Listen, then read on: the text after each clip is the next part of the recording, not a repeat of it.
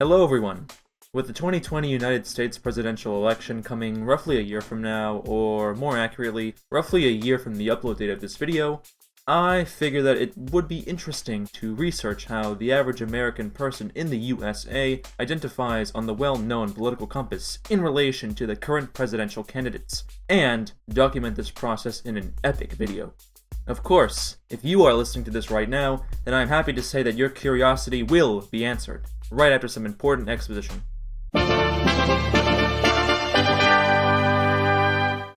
Although I originally planned on doing all of the research for this video myself, I am extremely happy to say that somebody else already accomplished this complicated task for me. Before we begin, I would like to give a great thank you to Lou Blank from The Outsider for creating the article that is essentially the backbone of this entire video. If you can, please go to his article on medium.com and give him some well-deserved appreciation for all of his hard work. Lou's article is now over 2 years old, and I believe that it should finally receive the proper attention, assuming that this video becomes successful. Hopefully it does. The link is in the description. Now, let's get started. Okay, one more thing. Recently, the authors of the Political Compass website published a report with a graph detailing essentially all of the candidates running in the upcoming 2020 election season. This information, combined with the information from the article by Lou Blank, should be enough to picture how the views of the average American in the USA relate to the current set of presidential candidates. For the sake of simplicity, I will display how each question would be answered and provide the reasoning on screen. If you would like to see the sources and references for these answers, then please go to the medium.com article and navigate to the Google document with all of the relevant info. There are some issues that I, and probably you, have with the reasoning for some questions, but these issues will be put aside for later in the video. Now, for real, let's begin. Question number 1. Strongly agree. Question number 2. Agree. Question number 3. Strongly disagree. Question number 4. Strongly disagree. Question number 5. Agree. Question number 6. Disagree. Question number 7. Strongly agree. Question number 8. Strongly agree. Question number 9. Strongly disagree. Question number 10. Strongly agree. Question number 11. Disagree. Question number 12. Disagree. Question number 13. Strongly disagree. Question number 14. Agree. Question number 15. Agree. Question number 16. Disagree. Question number 17. Strongly disagree. Question number 18. Strongly disagree. Question number 19. Agree. Question number 20. Agree. Question number 21. Strongly agree. Question number 22. Disagree. Question number 23. Disagree. Question number 24. Agree.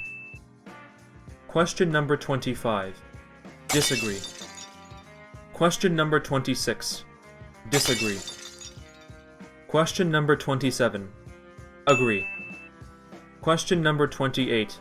Strongly agree. Question number 29. Agree. Question number 30. Agree.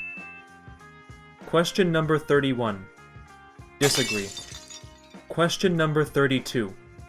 Disagree. Question number 33. Disagree. Question number 34. Disagree. Question number 35. Agree. Question number 36. Agree. Question number 37. Strongly disagree. Question number 38. Strongly disagree. Question number 39. Strongly disagree. Question number 40. Disagree. Question number 41. Strongly disagree. Question number 42. Disagree. Question number 43. Agree. Question number 44. Strongly agree. Question number 45. Disagree. Question number 46. Disagree. Question number 47. Agree. Question number 48. Disagree. Question number 49. Strongly disagree. Question number 50. Agree. Question number 51. Disagree. Question number 52. Strongly disagree. Question number 53. Agree. Question number 54. Agree. Question number 55. Disagree. Question number 56. Agree. Question number 57. Strongly disagree. Question number 58. Agree. Question number 59. Disagree. Question number 60. Disagree. Question number 61. Disagree. And finally, question 62. Agree. With a numerical result of -3.5 on the x-axis and -0.82 on the y-axis, the overall outcome looks like this. I can confirm these numbers because the same results were outputted after gathering all of the answer screenshots, which basically involved doing the entire test again. So, there are some interesting observations to be made here. According to these results, the candidate who is closest to the average American person is Bernie Sanders, followed closely by Tulsi Gabbard and Mike Gravel, or Gravel? I don't know. More shockingly, the average American is more leftist than any candidate on the entire political compass, with the exception of Howie Hawkins from the Green Party. Most Democratic and essentially all Republican candidates are, comparatively, quite far away from the general American voter base here. Before we make any critique of the methodology behind these results, what can we say about them? Well, as Lou Blank would conclude, it would seem as if Bernie Sanders is the most obvious pick for the next presidential election season for most people.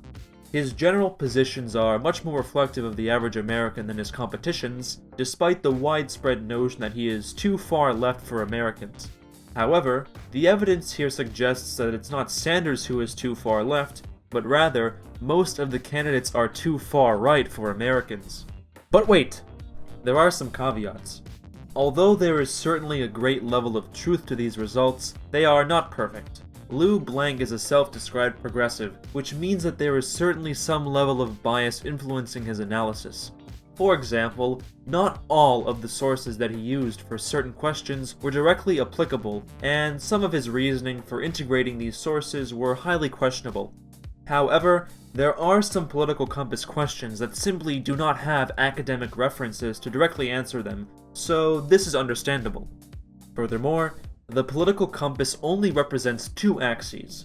This simplicity means that two people can answer many questions differently, yet still receive similar results in many cases. A political test like 8 axes, for example, is much better at displaying subtleties and nuances in responses than the political compass, which compresses various complex political, social, and economic issues into two numbers represented by a point on a graph. Lou Blank himself admits this very clearly in his article, so this is not a critique of him, but rather a critique of the political compass itself. And finally, since this article by Lou Blank was published over 2 years ago, there are likely newer and/or more updated resources that can answer some of these political compass questions with better accuracy, especially considering that some views might have shifted in the general American population during this time. Overall, where does this leave us? Well, firstly, these results should not be interpreted directly, as the only way to truly determine the political positions of the average American person accurately is through a census, and it is highly unlikely that mandatory political compass testing will become a United States law. Even if it did become mandatory, the political compass itself has some inherent issues that would not make it the best method to use, as discussed earlier. Ultimately, polls, studies, and surveys are essentially the best for the vast majority of statistical analysis, but they should not be understood in absolute terms. Does this mean that the results here are inaccurate? Well, not necessarily, because the policy positions of candidates like Bernie Sanders, Tulsi Gabbard, and Mike Gravel do typically reflect the majority opinion of American people on many important issues such as healthcare, wealth inequality, and foreign military intervention. In the United States, there is a significant problem with political representatives not actually representing the general population regarding policy, as this video from the anti-corruption group RepresentUS explains in this video. Researchers at Princeton University looked at more than 20 years worth of data to answer a pretty simple question: does the government represent the people? Now, this is what they found. This axis here represents public support for any given idea. On the left, at 0%, are ideas that not a single American wants. On the right, at 100%, are ideas that everyone supports. This axis represents the likelihood of Congress passing a law that reflects any of these ideas, from a 0 to a 100% chance. On this graph, an ideal republic would look like this. If 50% of the public supports an idea, there's a 50% chance of it becoming law. If 80% of us support something, there's an 80% chance. You get the idea. Now, most Americans would probably agree that, with a few exceptions, we should be as close to this ideal as possible. Unfortunately, the way America actually works doesn't even come close. Take an idea that nobody supports, literally nobody, and it has about a 30% chance of becoming federal law. Now, take an incredibly popular idea, the most popular idea this country has ever seen, and there's also about a 30% chance of it becoming law. This means that the number of American voters for or against any idea has no impact on the likelihood that Congress will make it law. Put another way, and I'm just going to quote the Princeton study directly here, the preferences of the average American appear to have only a minuscule, near zero, statistically non-significant impact upon public policy. So if you've ever felt like your opinion doesn't matter and that the government doesn't really care what you think, well, you're right. But there's a catch. This flat line only accounts for the bottom 90% of income earners in America. Economic elites, business interests, people who can afford lobbyists, they get their own line. Look at how much closer their line is to the ideal. When they want something, the government is much more likely to do it. And when they don't, they have the power to completely block it from happening, no matter how much the rest of the country supports it. From this video, you can see that there is a sharp disconnection between the interests of the general American population and the interests of the majority of American politicians in office. So it is not surprising to see that the average American's political views are vastly different than those of the candidates that they are expected to be voting for next year, with exceptions like Bernie Sanders, Tulsi Gabbard, Mike Gravel, and, if you are a third-party voter, Howie Hawkins. The big realization here is not that you should vote for whichever candidate falls closest to these results, but rather, people should begin to realize that the political institutions of the United States, and subsequently the majority of US presidential candidates, do not really represent the general interests of their population. Thank you all very much for watching. Please consider supporting this channel however you wish, and see you very soon.